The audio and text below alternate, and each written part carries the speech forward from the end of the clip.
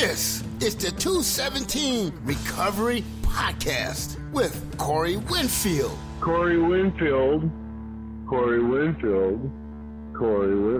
You have a rich person's name. Like, you should be a billionaire with the name Winfield. Anyway, call me back, bro. August 30th, 2020. This is the 217 Recovery Podcast. My name is Corey Winfield, joining me in the studio, but not as a co-host, as a special guest. Thank you for having me, Corey. Welcome, Marney Liston. Marney, congratulations yet again. Day 2 of your 1-year celebration. Some would look at it like, oh, leap year, man, it really messed things up. But if you look at it, it's like, no, you kind of get 2 days of celebration. Because yesterday was actually your 365 days, but today is the actual day, 30th of August. Mm-hmm. It's a special day for you. Yes. Yeah, thanks. Yeah, so congratulations. We're going to get into, I guess you could call it a little Q&A. But actually, instead of having you on as a co-host, we figured I'd have you on as a guest. And I can say from my point of view, you know, the changes that I've seen in you, but I didn't really know you before, so all I know is sober Marney, which I think is a great thing. Mm-hmm. I mean, as you only know sober Corey, which I know for a fact is a great thing, but I've seen you go through some things, some heavy things, some emotional things, frustrating things, and you didn't turn to alcohol. Were those moments, now that you can look back at them and see how big they really were in your life, you know, but at the time you were just kind of living in the now, but were those moments, would you say, game changers, or when you went through each moment, did it kind of make you realize, yeah, I'm doing this for real this time? Mm-hmm. Well, I mean, coming up on my year, I've never done an open talk or anything before, but it feels like I've kind of been working on pieces of an open talk for a long time by doing this podcast, by doing the job that I do on a daily basis. I have the opportunity to work through things and talk about things and my accomplishments and my achievements and reflecting on, you know, my failures and going back into my experiences to kind of figure out how did it get to where I am today. So it's like it's been a growing experience, you know, for this last year of my sobriety. And so it feels like I'm doing an open talk like every day sometimes.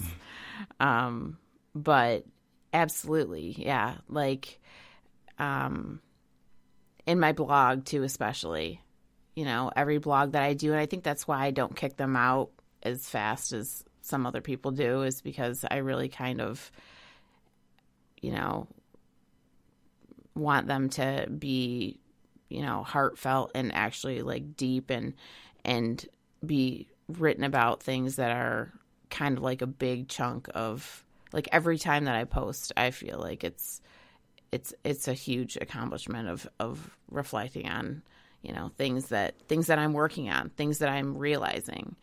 And so, yeah, it's kind of like been chipping away at being able to kind of talk about my experience, strength, and hope. Okay, so, but those, I guess my question was, did you feel those moments at that time? Like, for example, maybe you had 4 months, 3 months, 4 months, and then you meet this guy and you're like, oh, I love him, he's awesome. And then he just kind of blows you off a little bit and puts you through this frustrating time, but you didn't drink. and things worked themselves out. But like during that time though, did you recognize, I went through that and I didn't drink? Or was it like, because I know for myself, I'll see those moments and I'll go, man, and it might be days later, weeks later, I'm like, I never once thought about drinking. You know, like, and sometimes it's right away. I'm like, man, I'm glad I didn't think about drinking. But did you have those moments? I think that, oh, absolutely. I mean, I had moments, but see, I'd recognize it. I could feel the change that I have been through. And because this time, the difference for me is that I wanted it for myself. I was doing it for myself. And, you know, some people call it, you know, spiritual awakening. You know, however you want to say that you got to that moment where this is the time to change. When I face those situations that are big, situations that are small, that in my past I wouldn't have thought twice. I would have just gone back to the bottle because that's what I did. And, you know, I was thinking about like, when I actually decided that this was the time that I was going to make a real pure 100% effort into my recovery and put my all into it. And cause I didn't want to have to live like that anymore. Was when, you know, I was looking at my life and feeling what I was feeling, and that, I realized that alcohol was the answer for me. And it got to the point where alcohol was the answer for everything. And I needed to know why I was turning to the bottle, because it's not about the drink, you know, it's about the issues that I had and the hurt that I had and the problems that I had that I didn't want to deal with. And so I tried to cover those up and put that Band-Aid on it, and forget about it, about all the hurt and all the pain, and the mess ups and the confusion and the ridiculousness that was my life.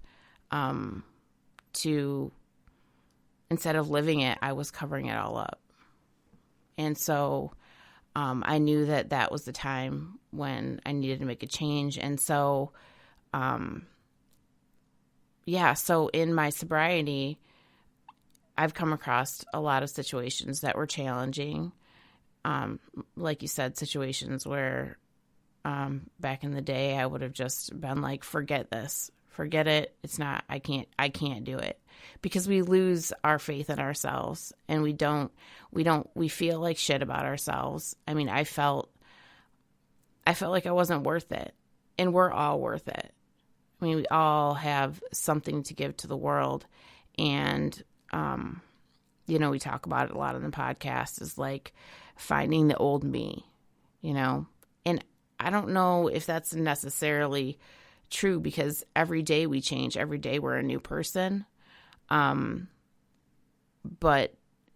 the actual me that could find happiness in just being myself without a substance, that's what I wanted to find again. And that's what I had to learn. It's a process. It's, you know, it takes a while, and I'm still learning, and I learn every day. But I know for a fact that alcohol is not going to make it better. No drug is going to, you know, make me feel, you know, is going to, I don't need that anymore. That's what I'm saying. So, but that, like I said, that all took a lot of time.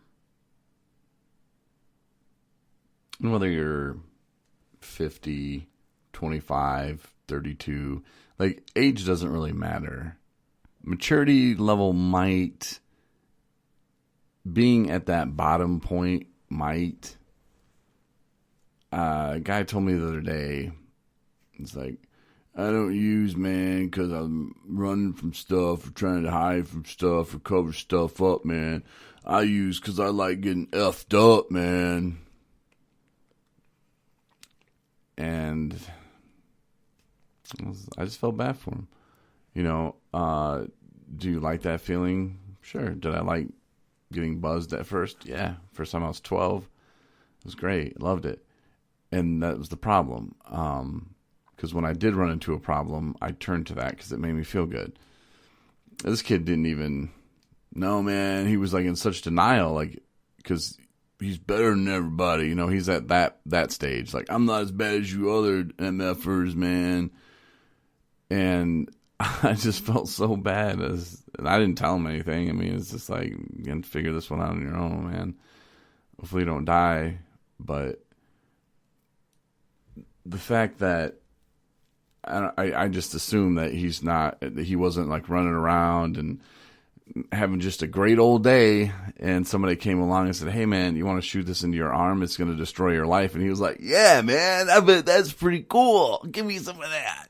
Mm-hmm. I doubt that. I mean, he seems a little, well, probably about 4 or 5 sandwiches short of a picnic, but I mean, he's on the low scale of IQ, but it doesn't matter, you know, like, I doubt he would have done that. You know, there was something, and sure, you used the first time, and it might be because, hey, my buddy Jeff's doing it, or whatever, you know, just making up names.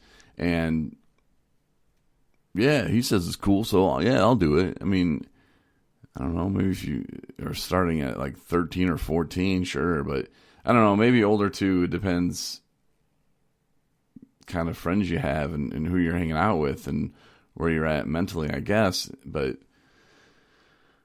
you said that, you know, you drank to cover stuff up, and then you start letting those feelings hit you. And I know for a fact you did a little bit of that when you're in treatment. And I think that is a wise thing to do. You're in treatment. There's no reason to pretend that you're the drug kingpin of Benton Harbor, or that you're Battle Creek's badass. That's not really a place for that. You know, it's not prison. It's not jail. Mm-hmm. Don't go into a rehab or treatment center thinking that you're going to run the place and do this and that. That's just stupid. Do what Marney did. You know, do what I did. Go into a treatment facility and get real with yourself. Mm-hmm. And start pulling out some of those issues. And you're in a safe spot. There's not drugs or alcohol around, shouldn't be, and work through them. Mm-hmm. You know, write some letters, you know, take advice. You have people there that want to help you. Exactly. Yeah. And that's it. There's so much truth to that too, I'd been to rehabs before. You know, I spoke about this. I went to a rehab in Oklahoma for, 60 days. I went to a rehab in Ann Arbor for a month. And I've seen a substance abuse counselor and an addiction specialist, and all those things are good. But until I was really ready and I told myself, okay, Marney, like, this is going to hurt. This is going to be hard. But if you have a prayer on being able to hold on to something long-term sobriety where I can feel like, I'm me again without the bottle, then I got some soul searching to do. And when you have that mentality, I mean, I was on a mission. I didn't want to make friends. I didn't want to, TikTok with the time, you know what I mean? The day counter, like from the second you get in, like you're just, when can I get out of here kind of mentality. I was there to work on what I needed to work on till I was strong enough to move to the next step. And so by doing that, I mean, one of the most beautiful quotes, and I share this a lot, is, let it hurt, let it heal, and let it go. And that right there is what I did. I had to open up those wounds. And my mom bless her heart, my family's been a huge part of